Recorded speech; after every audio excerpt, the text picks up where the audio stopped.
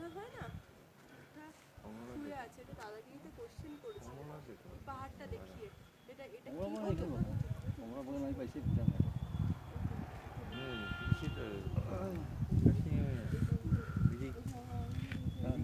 মিরিগার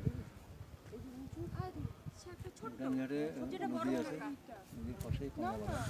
না না এইটা নয়, বাঘের পায়ের ছাপ দেখা যায়। এই যে নাকটা উঁচু, এই এই ছোটটার পর বুঝি নাকটা উঁচু, এই যে না দেখিয়েছিল, দেখ বুঝবেন এইটা দেখতে হবে, নেট তো নেই, এই তো বাংলাদেশে এই যে জয়ন্তীতে ছিলাম।